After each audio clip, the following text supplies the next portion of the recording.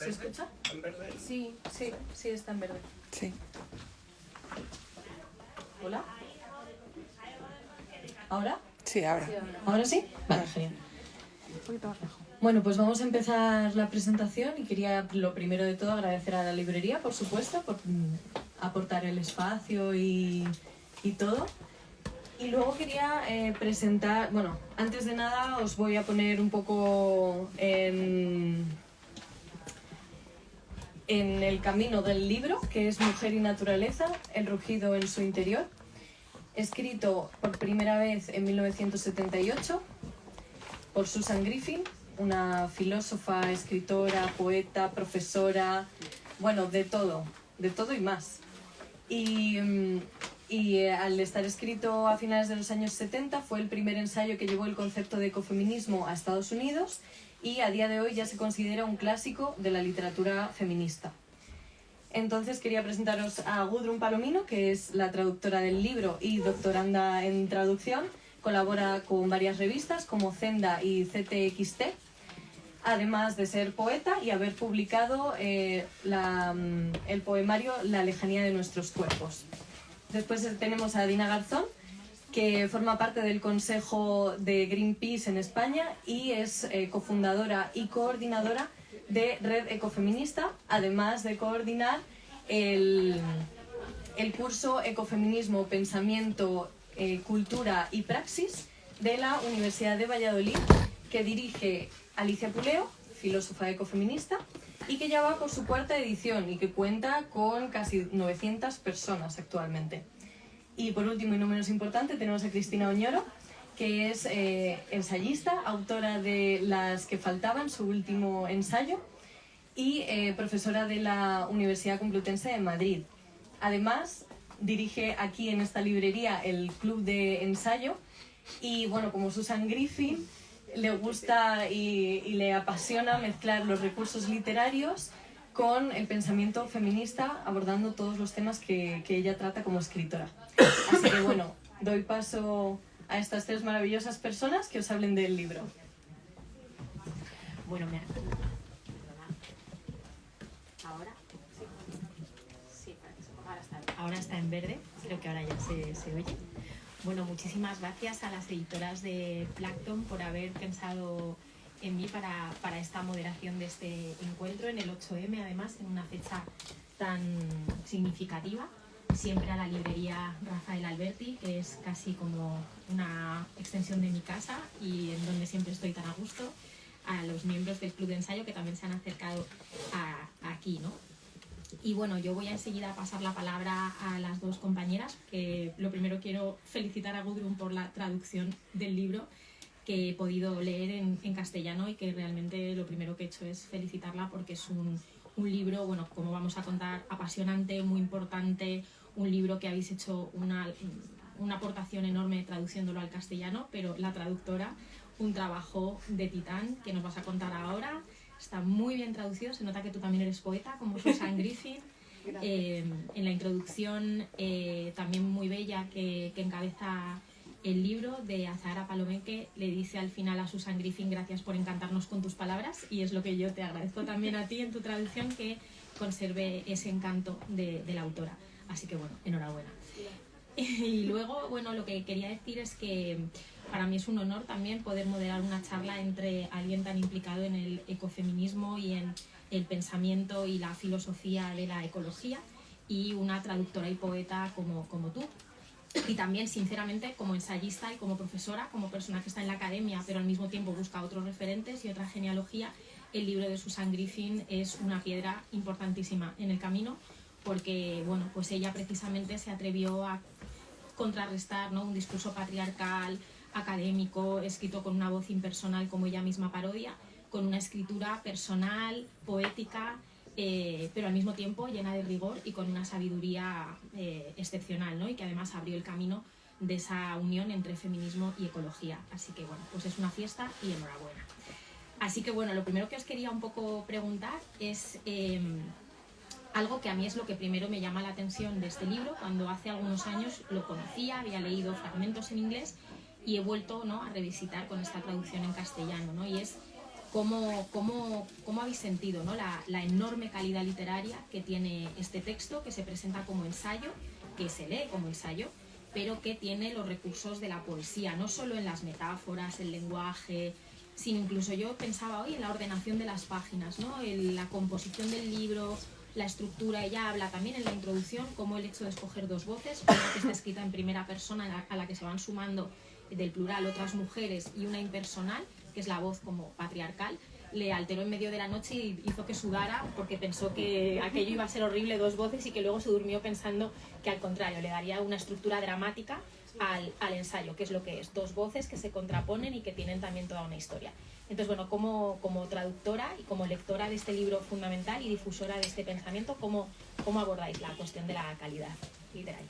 Bueno, yo antes de empezar hablando de la calidad literaria de este texto, me gustaría dar las gracias a la editora de Plankton Press por darme pues el placer de poder haber traducido este libro, y también a Cristina y a Dina por acompañarme hoy. Yo creo que una de las cosas que más me marcaron a mí cuando recibí el manuscrito de esta obra tan maravillosa fue eso, la calidad literaria. Y yo también, como también tengo conocimientos de poesía y formación como poeta, me di cuenta de que, como comentaba Cristina, el libro estaba, aunque es un ensayo, estaba conformado de una forma totalmente distinta, porque cualquier persona que se pueda acercar al libro puede ver con facilidad esa diferencia entre las dos voces, que Susan Griffith le daba tanto miedo que no se vieran, pero también está remarcado pues con cursiva, con citas bastante remarcadas. En cuanto a la propia división del texto, la autora tiene mucho cuidado en que aparezca también escrito en forma de prosa poética, con espaciados que a lo mejor en un ensayo más ensayístico, por decirlo así, menos alejado de lo que podría ser esta obra. Se ve que la poesía abarca toda la obra, y sobre todo yo quería remarcar cuando se trata de la voz de las mujeres. Justo antes de empezar la presentación lo estábamos comentando, toda la parte escrita en prosa poética, cuando aparecen las mujeres hablando, está tan bien formada. Y aparte de que, bueno, hay fragmentos del ensayo que son directamente poemas.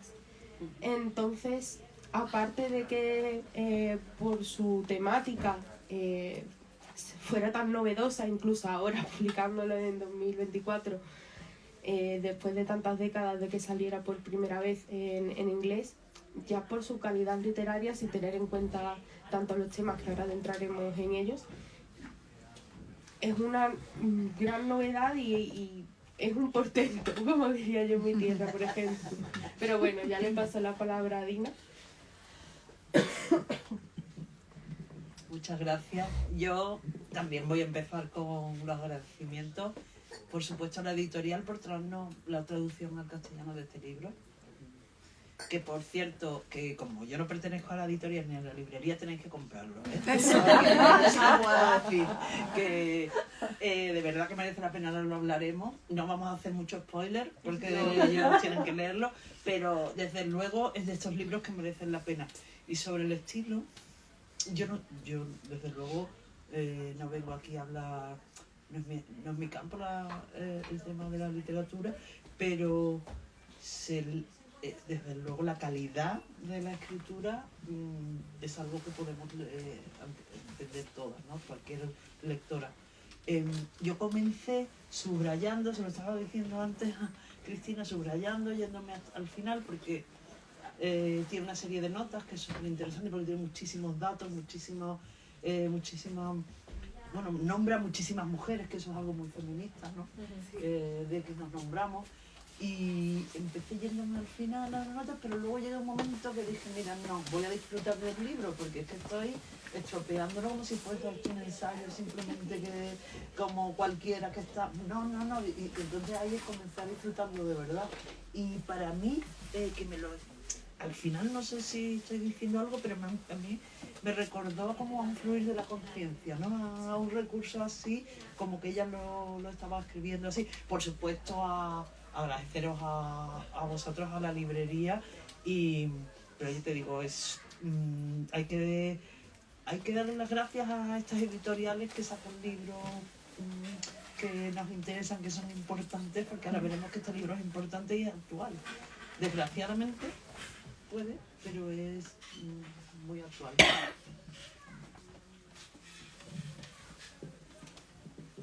Bueno, pues quizá para los lectores, sin hacer spoiler, como decías, aunque es verdad que es un libro del que podemos hablar sin desvelar mucho porque es tan complejo, tiene tantas capas, la estructura es tan sofisticada, realmente se lee como un ensayo de feminismo, ecología, mujer y naturaleza, ¿no? Aborda el tema que pone en el título, pero como muy bien decías, es una... Enciéndelo, me parece que lo tienes apagado, Cristina.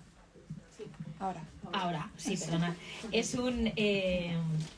una cadena de poemas que se siguen. La estética es muy también, yo creo, de los años, ¿no? Ella dibuja un poco el contexto en el que surgió en los años 70, ¿no? Además dice también muy feminista, este libro pues nace de un caldo de cultivo que es el de la vida comunitaria, el del activismo, el del movimiento hippie, el de los movimientos de juventud contra la guerra, ¿no? Y en ese caldo, ¿no?, de cultivo, aunque parecía alejado en un primer momento de las mujeres, porque se pensaba que ya habíamos adquirido nuestros derechos, pues poco a poco, ¿no?, pues ahí surge en ese momento de lo que se ha llamado la segunda ola feminista.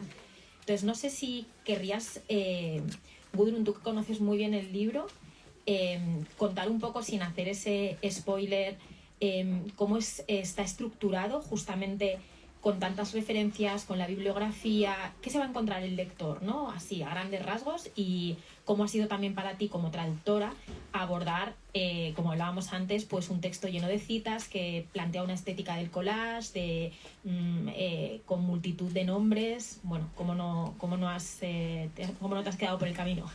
¿Cómo no me he quedado por el camino? Buena pregunta. No, hombre, no, con este libro era fácil seguir a la autora, que creo que es justo lo que comentaba Dina, que todas las citas, ese collage de citas que comentaba Cristina también, va fluyendo como pensamientos. Entonces, de forma escrita es bastante difícil decir cómo está estructurado el libro, porque hay muchísimas partes. En la primera sí que se centra en escribir entrecomillado, citando a Aristóteles, a Descartes, a muchos pensadores hombres que dentro de su genialidad y todo su descubrimiento habían dejado a las mujeres atrás y habían escrito cosas totalmente machistas y horribles que ella los escribe también parodiándolos y utilizando la ironía de una forma bastante perspicaz, pero es bastante curioso. Dentro de también las citas, luego va añadiendo citas de compañeras suyas como Adrienne Rich, como otras poetas como Hilda Doolittle. También utiliza citas de esclavas, de procedimientos médicos que se han hecho a mujeres dentro de los subapartados del libro. Y para mí, dentro de la referencia a la bibliografía, aunque es un ensayo y se lee como un ensayo, yo creo que la mejor forma de leerlo es seguirlo como lo planteó Susan Griffin, como una ola de conciencia, básicamente, y luego ya ir a las citas, y porque yo lo hice así. O sea, yo cuando lo traducí, empecé traduciendo, obviamente me di cuenta de las citas literales en muchos momentos, pero en muchos otros no. Y fue cuando llegué a la traducción de lo que es la bibliografía que me di cuenta de, esta barbaridad la ha dicho Aristóteles. Claro. Y es bastante curioso porque lo vas leyendo y dices, pero ¿cómo puede escribir una barbaridad tras otra? Porque yo, obviamente lo dice desde la ironía, pero llega a ser incluso doloroso leerlo, y te das cuenta de que la historia de la literatura y del pensamiento y de la ciencia ha apartado a la mujer y se han escrito cosas horribles sobre nosotras. Entonces, claro, dentro de las bibliografías y referencias, para mí fue bastante bonito el ver a tantas mujeres citadas, pero también fue horrible ver que de pensadores que se estudian en el instituto, en el bachillerato, que realmente han sido claves para el mundo que conocemos hoy en día, por tantas innovaciones, pues llega a ser doloroso. También hay un apartado que no es de citas, sino de historias de científicos, de una recreación de la vida de, por ejemplo, Sigmund Freud, de Carlos Linneo, que no llegan a ser citas ni biografías ni referencias, pero también acompañan a las propias citas y referencias irónicas que nombra Susan al principio. Así ya no lo apagamos. Sí, mejor. Ya sabes. Está. Está verde, perfecto. Fíjate, sobre lo que hablabais del contexto, yo creo que se entiende perfectamente, aunque esté escrito en el 78, que toda esta generación ya intuía que la sociedad no iba por el camino adecuado. Eso que ahora estamos viendo del colapso de la crisis ecosocial, que es la que vivimos actualmente, yo creo que es más bien una intuición, ¿no? Sabiendo que la sociedad iba por el camino que nos iba a traer donde estamos ahora. Luego lo de la estructura, lo tengo aquí escrito incluso, que la estructura es que es muy original. Me encanta, por ejemplo, que lo tengo apuntado aquí, cómo está dividido, ¿no? No quiero hablar mucho, pero la primera parte se llama materia, la segunda separación, que es alucinante, el tercero camino y cuarta subición, ¿no? Y separación, dice, por ejemplo, desde el punto de vista de él y bajo sus reglas, y luego su visión, que es la nuestra, ¿no? Ahora ella ve a través de sus propios ojos y me parece súper original, pero por otro lado es que se entiende de maravilla y es súper poético.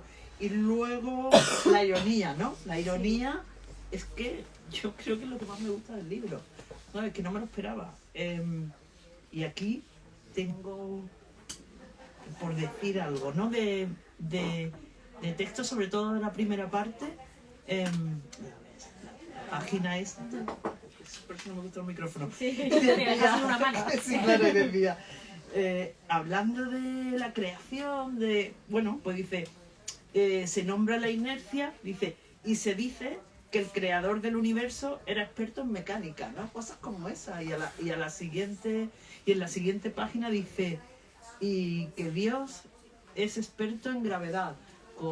Que eso, si lo lees en el contexto del libro, yo me reía sola, no sé por qué, pero ahí me reía. Y esta es la primera parte, que tengo muchas cosas subrayadas que ya dije que después no, pero evidentemente la ironía, ella juega con la ironía de una forma pues magistral, diría. Y sobre las citas, por ejemplo, claro, es que también entendiendo su tiempo, aquí hay una brutal de Henry Miller, de Trópico de Cáncer.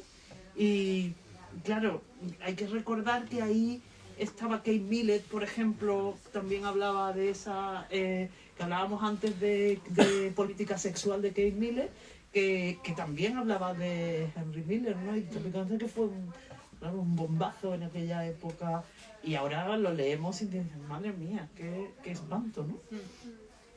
Sí, yo para retomar el tema de las citas, hay una que dentro del apartado de materia, dentro de esa ironía que utiliza Susan Griffin, hay una que es bastante graciosa y a la vez chocante, porque también trata mucho el tema de la religión y cómo critica sobre todo al cristianismo, ¿no?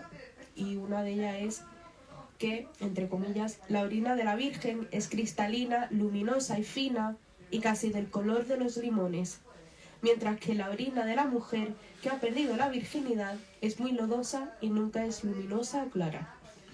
Entonces, claro, vas uniendo esas citas con citas como las de Henry Miller o citas de Sigmund Freud, que son brutales, porque que me río, pero es que en realidad de cómo utiliza es incluso el sarcasmo, lo roza un poco para hacer esa crítica y que a la vez sea sutil dentro de la prosa poética que comentábamos. Sí, a mí lo que me ha encantado también de las referencias y todo es, bueno, encontrarme con muchas viejas amigas citadas, en especial algunas que hemos leído aquí en el aula de ensayo. Nuestro aula de ensayo tiene ya 6 años de andadura, leemos 10 libros al año, entonces ya son 60 libros compartidos, son muchos libros. Y hay algunas que me ha gustado especialmente encontrar, ¿no? Simone Weil, la presencia también. Cuando hablabais de la visión, yo he visto ahí también la influencia, ¿no? También para la época del modos de ver, que lo hemos leído también, de John Berger, el libro sobre, ¿no? Donde precisamente la oposición entre cómo vemos el mundo que el patriarcado ha construido y lo hacemos pasar por el mundo, ¿no? Naturalizado, y cómo esa visión pues es una construcción, ¿no? Cultural, y por eso me ha gustado mucho la última parte del ensayo, donde después de hacer todo este ejercicio de cita paródica y de escuchar la voz y ir deshaciendo esa voz del patriarcado, pues por fin entramos en un nuevo espacio. Ella misma dice que ahí se relajó y empieza a ver las cosas a través de esa mujer a la que ha tenido que deshacer de esos discursos de dominación, y me encanta, voy a leerlo porque me gusta mucho cuando llegamos por fin a ese espacio, ¿no?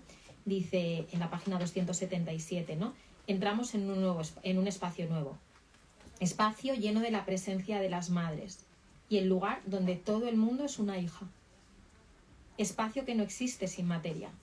Esto lo contrario, ¿no? A lo que, de alguna manera, la filosofía natural ha afirmado, ¿no? Con la filosofía en Occidente, separando cuerpo y mente, ¿no? El lugar donde ella predomina, espacio que nunca está separado de la materia.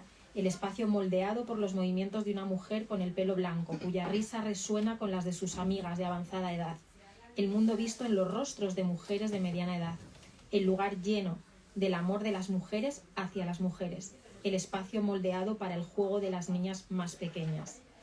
Y un poco más adelante, el lugar creado por quien atiende las necesidades. Su sentimiento de tener un lugar. El espacio que ella llena. Un movimiento que rodea el vacío. El electrón es un movimiento en el espacio. El espacio liberado de su no ser. El lugar donde se la reconoce y donde puede verse a sí misma. Bueno, como veis, es una forma de escribir que, como bien decías, hay que leer. Bueno, yo voy a hacer un poco de defensa del ensayo, que el ensayo puede ser muy entretenido, y el ensayo es una broma, ¿eh? Es una broma. Aquí en el Club de Ensayo, precisamente, el primer libro con el que hemos empezado el segundo libro que hemos leído este año es un ensayo lírico también, que se titula Un fantasma en la garganta, que sí, no, es un libro maravilloso que ha publicado la editorial Sexto Piso, de una autora irlandesa, no joven también, pero bueno, es diferente, pero muy parecido. Es mucho más breve, es un libro diferente.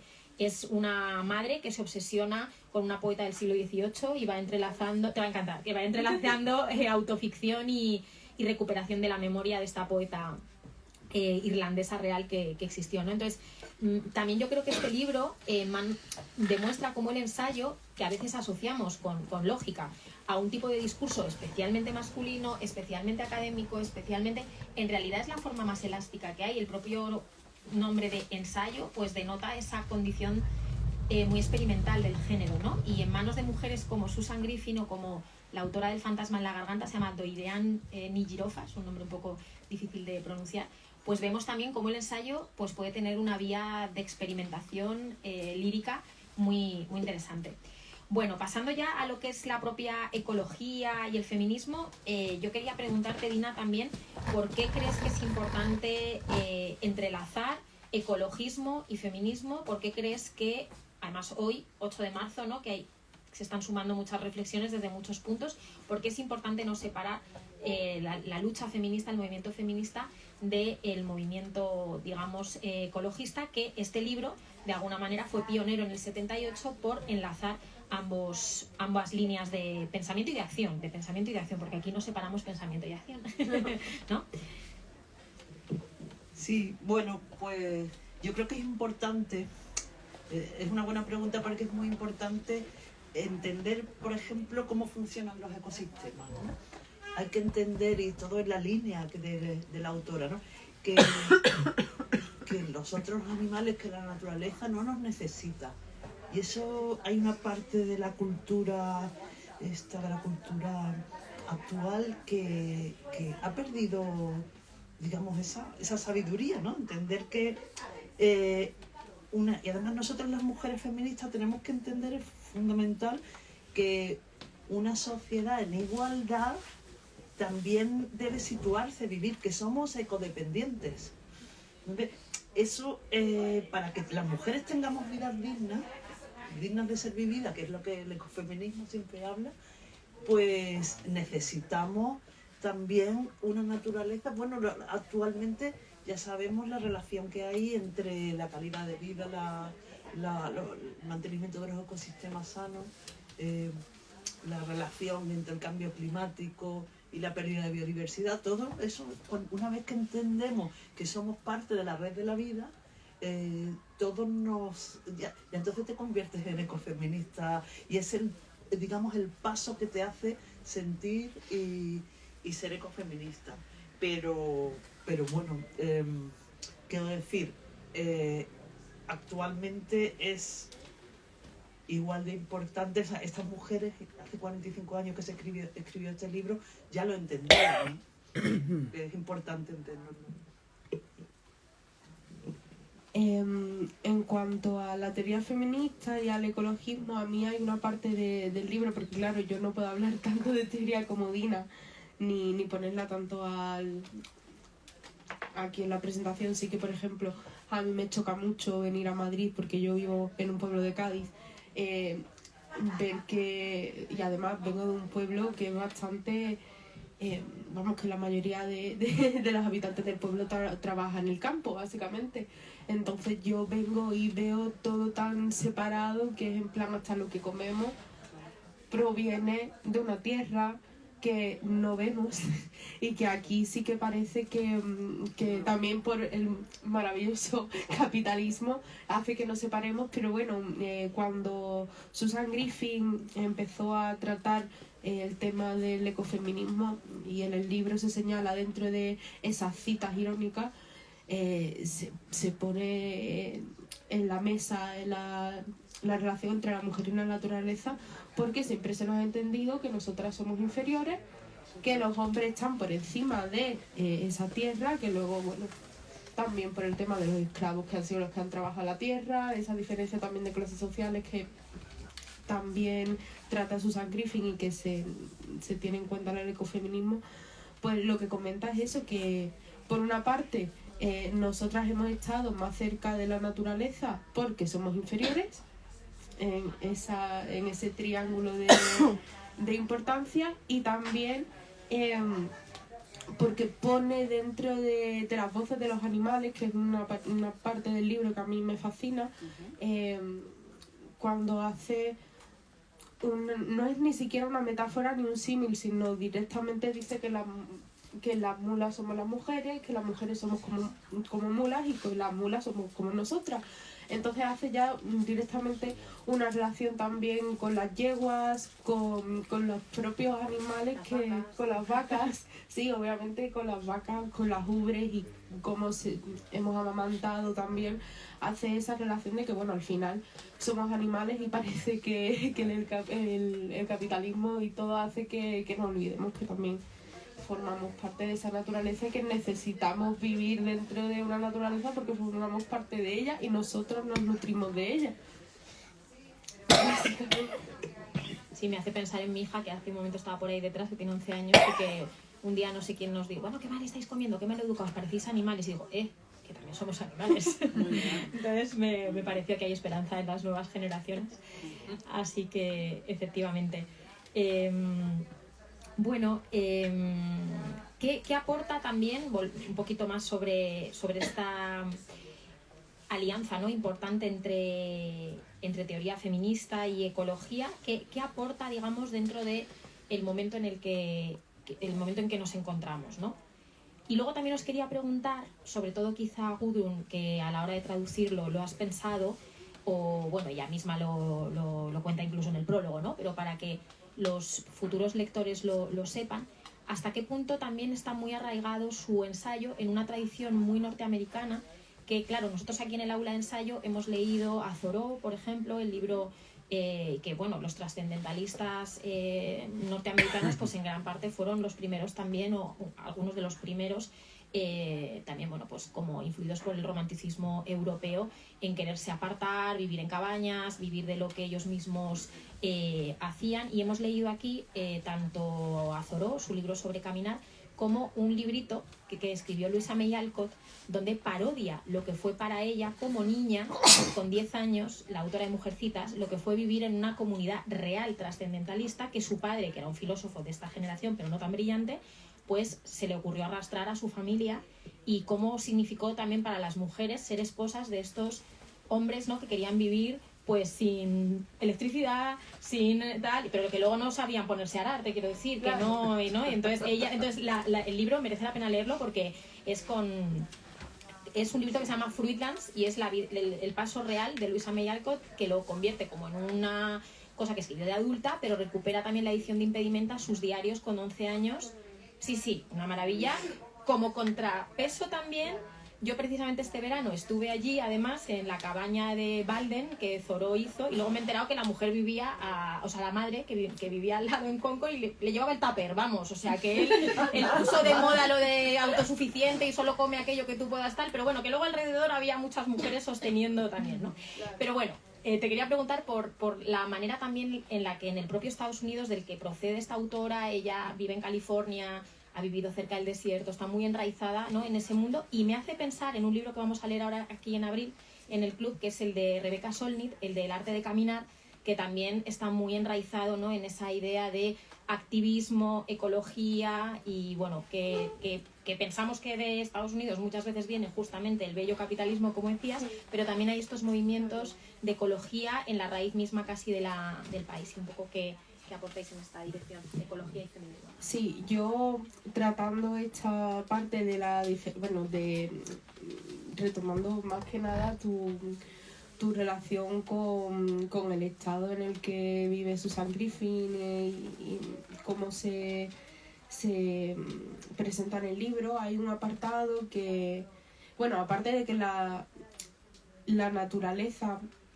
que obviamente aparece, sobre todo es esa naturaleza de Estados Unidos, y no solo de los desiertos, que aparece muchas veces, porque mucha de la terminología es de especies autóctonas de árboles que son de la zona de California. Hay un apartado que directamente hace un análisis de una imagen de un árbol talado en un bosque. Entonces, claro, por una parte está lo que comentábamos de que los hombres han intentado, una vez que han intentado pues controlar la naturaleza, por decirlo así, que al final mucho de ese trabajo estaba realizado por mujeres. Por una parte lo trata Susan Griffin en el ensayo, y por otra parte como dentro de Estados Unidos, y ella lo trata sobre todo porque es donde ha crecido, donde ha vivido, como su naturaleza y todo lo que tiene alrededor en cuanto a bosques, en cuanto a lagos, en cuanto a montañas, porque el lector lo verá bastante bien reflejado, de que no trata de los bosques de Europa, sino se dará cuenta de que mucho, por ejemplo, trata de cadenas montañosas de Estados Unidos, de las distintas especies de árboles, que estoy intentando buscar la página, pero con el micro es mucho más complicado. Nada, no... Gracias. Nada, y si no, pues... Es que claro, aquí está el espacio, porque también hace análisis de cómo se ha medido la naturaleza, es brutal. Pero bueno, no encuentro ahora la página. Si quieres, se lo paso el micro y lo vas buscando. Mira, no, ya lo tengo, sí. Para leer también una parte del ensayo, que es la parte de cómo debe verse el bosque. Dice: abeto, cedro, cicuta, secuoya, madura al corte, poco a poco se dan cuenta de lo que este verdor puede significar para ellos. Están asombrados, sin aliento. Miren a donde miren, ven madera, madera, madera. Ellos lo llaman oro verde. Y también aquí habla de esa violencia con la que se ha tratado la naturaleza, maquinaria, calderas, motores, bombas de tornillo, hachas, sierras de cadena, traídas de la ciudad. Se construyeron aserraderos, cocinas y barracones. El bosque está vivo. Los vasos tintinean más allá de las puertas giratorias, los chillidos de las chicas, los gritos enardecidos en las cantinas, barriles de roble vacíos en los callejones, el espeso bosque de mástiles altos en el puerto, esta gran y última bonanza de madera. Quiero decir, trae esa influencia de que estábamos comentando del padre de Luisa May Alcott, y también pues eso, trata sobre todo cómo la naturaleza ha estado dominada por el hombre de una forma un poco violenta, por decirlo así. Qué horrible buscar las páginas con el micro. Sobre el desierto de Mojave, es que yo estuve allí y ahora cuando esto estaba escuchando, yo creo que es lo que más me ha impresionado. Fíjate. Sí, nunca me imaginé que me iba a sentir así en un espacio natural y eso me pasó allí. O sea que lo entiendo porque es difícil de explicar eso. La idea fundamental del libro, que es al final, que es que trata de recuperar la voz de las mujeres, ¿no? Que ha sido silenciado, esa idea feminista. Y que también, hablando de qué maravilla, que hay que darle las gracias a todas las editoriales, que hace poco, por ejemplo, también se tradujo el libro de Caroline Merchant, La muerte de la naturaleza, también por otro, exactamente de la que habla.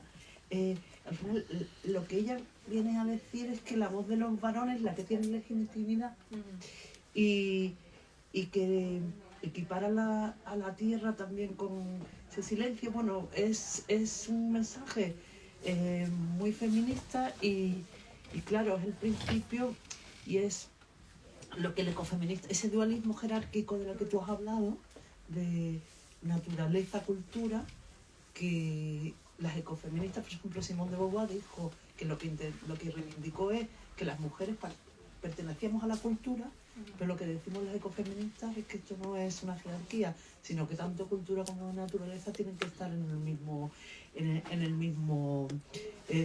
nivel, exactamente, y hombres, mujeres y tal. Entonces el libro es profundo y esto lo vengo a traer porque creo que este libro o esta autora se tildó de esencialista en su momento y cuando yo lo estaba leyendo para nada tenía esa sensación, ¿no? Es un libro absolutamente, digo yo, actual, feminista, y eso nos tiene que animar a leer lo mismo muchas autoras feministas que han sido, como digamos, apartadas y injustamente tratadas, ¿no? Como también hemos sido muchas veces las ecofeministas injustamente tratadas y tachadas de esencialistas cuando, y fijaos, por ejemplo, ella al final lo que viene a tratar cuando está hablando es la ética de los cuidados, reivindica la ética de los cuidados. Es que, y no significa, la ética de los cuidados también, en su día se fue muy injusto con ella, ¿no? Entonces la ética de los cuidados lo que viene a decir no es que las mujeres somos las que tenemos que cuidar, sino son los varones los que tienen también que cuidar, que tenemos que cuidar todo, ¿no? Es algo muy feminista y en este sentido pues me ha sorprendido muy gratamente el libro y creo que tenemos que hacer una revisión seguramente de muchas autoras de esta época, ¿no? Sí, yo miré un poquito también para establecer mi genealogía mental y digo, bueno, es como, ya nació en el 43, entonces es como 20 años más joven que Ursula K. Le Guin, que Adrienne Rich, a quien le dedico el libro y de la que bebe tantísimo, de una pensadora como Adrienne Rich, que fue tan pionera también en la forma de escribir y de hacer también su libro Nacidas de Mujer, que creo que influye muchísimo en este. Y digo, y es casi de la misma edad que Donna Haraway, que también la hemos leído en este club de ensayo. Sí, llevamos 6 años leyendo, y sí que se lo hemos leído, que creo que también es un libro que leímos el de Seguir con el problema, que no es de los primeros, pero bueno, que también creo que a nivel de ensayo es muy experimental y que también es una buena... Me acuerdo que yo me puse este mismo vestido de animalitos para hablar sobre él, así que es mi guiño a esto. Me ha encantado, como decís, la parte de que explora justamente, ¿no?, la relación de las mujeres con los animales desde esa perspectiva tan dura, que yo también me quedaba con las... Por otro lado, hipnotizada por la belleza de las descripciones, ¿no? O sea, es terrible la comparación con la mula, la vaca, pero al mismo tiempo está tan bellamente escrito que ocurre como con las citas patriarcales, que solo con citarlas ya parecen irónicas, ¿no? Y no, ostras, esto es Aristóteles tal cual, ¿no? Citado. Sí. Ese juego es muy expresivo con el lenguaje, se nota que es una gran escritora, poeta. Bueno, pues se nos ha pasado el tiempo volando. Yo estoy muy de acuerdo contigo también en que hay que recuperar todavía tantísimos nombres y leer en profundidad todas estas autoras, tratarlas como lo que son, clásicos, que no hay por qué estar de acuerdo al 100% con ellas, pero en fin, nos pasa con Foucault, nos pasa con Deleuze, nos pasa con tantos otros filósofos, ¿no?, que los leemos como son clásicos, precisamente para dialogar con ellos. Creo que el libro además es un ejercicio práctico de cómo tomar un pensamiento y dialogar con él. O sea, el libro es en sí mismo dialógico, en sí mismo es hacerse cargo, cuidar de lo que nos rodea, ¿no? Entonces, bueno, creo que a mí también me parece un libro que de verdad, enhorabuena de nuevo por traerlo al castellano, ¿no? Porque, bueno, se publicó en el 78, estamos en el 2024.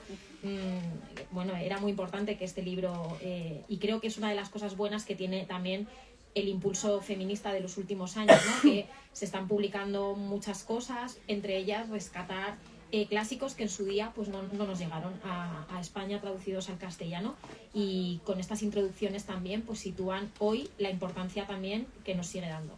Así que bueno, si queréis podemos hacer ¿os parece bien?, una rondita de preguntas para que terminemos más o menos a la hora prevista.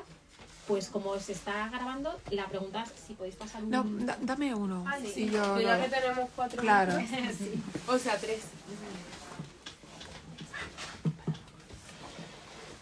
Preguntas. Ánimo. Si hay alguna. Sí. Ánimo. Vale. Ay, sí, por allí. A ver, aquí estamos. Hola. Bueno, muchas gracias a las 3 por la presentación. Yo quería preguntarle a Gudrun si en algún momento de la traducción, la propia traducción entró en conflicto con el contenido del libro, ¿no? Por esto que habéis dicho que tiene como un estilo muy lírico, con muchas imágenes. ¿Hubo alguna decisión crítica de decir es que esto no se puede verter tal cual al castellano? O... Sí. Hay un fragmento que encima recuerdo porque fue como las últimas decisiones traductológicas que tomamos ya con el libro prácticamente maquetado, en la página 315, 316, que cada párrafo está escrito en orden alfabético. Por ejemplo, empieza ablación, abrasión, después barranco, basalto, bahía. Claro, en algunos términos sí que coincidía, pero ya llegas a la Y, a la Z y a la X y ya había problemas, entonces tuvimos que tirar de decir, bueno, vamos a priorizar la estructura y la escritura de Susan Griffith, vamos a buscar otros términos que funcionen en castellano y que no sean los mismos en inglés, pero mantener la misma estructura que quiso Griffith. Y yo creo que es en esos momentos en los que sí que hemos tenido que cambiar un poco, pero por la gran mayoría del texto no ha habido gran problema. Pero sí que este ejemplo es el que yo más recuerdo porque prácticamente estuvimos decidiendo qué hacer. Porque claro, yo muchas de las decisiones traductológicas, aunque las tomaba yo, también las consensué con Claudia, la editora. Y básicamente pues al final, por ejemplo, sectaria no aparecía en el texto original, wolframio sí que aparecía porque estaba en la W, pero Yeso, yodo, zócalo sí que se escribe en inglés de forma distinta, entonces ahí sí que, más por nada, por terminología. Y sobre todo en este fragmento sí que tuvimos que cambiar cosillas, pero por lo demás no entró tanto en conflicto como puede parecerse por el estilo. Ah, es verdad, sí. Hay una parte, es verdad, pero también es así. Otra de las decisiones traductológicas que tuvimos problemas es que en la parte en la que hablan los animales, los animales son mujeres. ¿Qué pasa? Que hay una parte específica sobre caballos. ¿Qué pasa? Que Susan Griffin hacía referencia a los caballos mujeres, pero claro, aquí utilizamos yegua, ellos también tienen un término para yegua, pero Susan Griffin decidió no utilizarlo. Entonces aquí tuvimos el problema de que que no surge en inglés, pero el tema del género expresado en el texto. Entonces había dos decisiones traductológicas principales. Una era escribir a caballo y mantenerlo así a lo largo del texto, o explicitar durante el texto, utilizando el artículo el caballo, cambiándolo por entremezclándolo con ella también, para que se viera que el caballo, aunque gramaticalmente estuviera escrito en masculino, se trataba de un caballo mujer, por decirlo así. Pero no una yegua. No, una yegua. Pero sí que trata luego de las yeguas. Entonces, claro, había que hacer esa delimitación porque también habla de la doma clásica, de cómo se doman a los caballos. Entonces, claro, dentro de la doma clásica no están las yeguas, dentro de las competiciones, entonces había que hacer esa diferencia. Pero sí, es verdad, yo diría que esas dos anécdotas son las que más distan del original, que bueno, tampoco es tanto, pero sí. Sobre todo que es la metáfora, ¿no? Claro, la metáfora del caballo y de cómo se somete al caballo y cómo han sometido a la mujer, sobre todo eso. No tanto haciendo un paralelismo al caballo en sí, que siempre se suele ver más como una imagen más masculina. Toma. Sí. Bueno, yo felicitaros y bueno, pues eso, visibilizar la importancia de que mujeres feministas estén en las editoriales, estén en la academia, porque es que gracias a eso pues tenemos esa genealogía feminista. Entonces, me parece muy interesante un libro que rescata cuestiones del pensamiento ecofeminista, porque es verdad que las ecofeministas, yo también soy ecofeminista, nos hemos sentido como bastante incomprendidas, ¿no? Dentro del movimiento feminista y también dentro de los movimientos ecologistas, ¿no? Entonces, es verdad que son movimientos que si vemos, feministas y ecologistas, estamos en las calles, ¿no? Pero esa teoría, ese de construir y ese ecofeminismo crítico, que somos hijas de Beauvoir, ¿no? Somos hijas de Simone Beauvoir, pero efectivamente esta dicotomía entre naturaleza y cultura, y entonces la mujer es la naturaleza, el hombre es la cultura, la razón, y claro, ahí todo el movimiento feminista, todos los movimientos de emancipación que vienen de las historias clásicas, pues estos movimientos han pretendido efectivamente pues eso, sortear ese esencialismo, ¿no? Es decir, que las mujeres también somos cultura. Entonces, por eso hemos sido como muy criticadas, ¿no? Entonces, es verdad que este tipo de autoras nos dan otra visión, aunque estén escritas, pues eso, en los años 70, y efectivamente ponen en primera línea el ecofeminismo. Porque yo sí que creo que una ecofeminista en el siglo XXI tiene que ser ecologista, ¿no? Y comparten además ambos movimientos lógicas de dominación, ¿no? El cuerpo de las mujeres, el sistema extractivista de la naturaleza y el cuerpo de la mujer. Entonces yo sí que creo que una feminista en el siglo XXI tiene que ser consciente del cambio climático y cómo afecta a las mujeres, y por lo tanto es una ecofeminista, ¿no? Entonces bueno, sí que es verdad que lo necesitamos. Lo necesitan las feministas, las nuevas generaciones que tú decías de tu hija, que lo van teniendo mucho más claro, ¿no? Son animalistas, tienen otra relación, y bueno, pues esperemos que sigan ahí, que podemos dejarle grandes referentes. No sé, o sea, dan muchas ganas de leer el libro. No sé qué pensáis de pues un poco, tú lo decías, Dina, que te ha sorprendido, ¿no? Porque efectivamente, pues un poco, pues tiene esa cosa crítica, ¿no? Dentro de la ironía, no sé, bueno, me parece felicitaros, ¿no?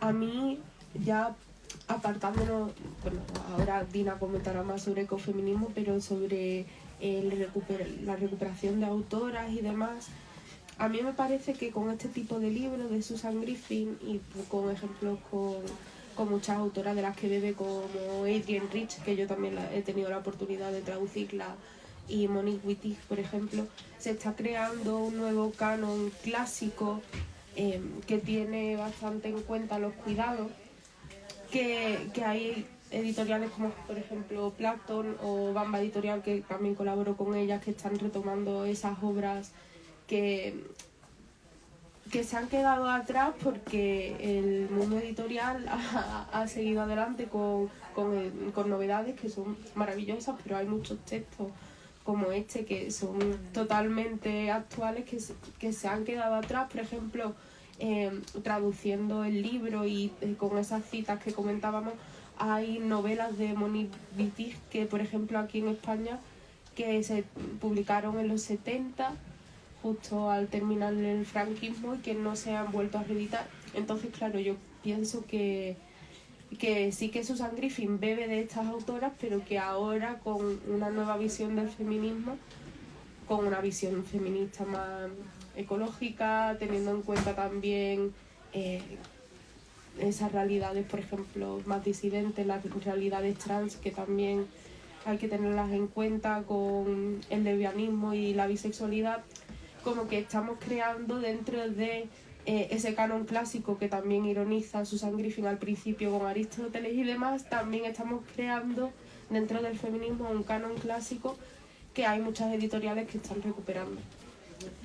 Pero bueno, eso por retomar el tema de la mujer y la cultura y cómo se ha creado una visión feminista dentro de la literatura. Y para el tema del ecofeminismo se lo paso a Dina.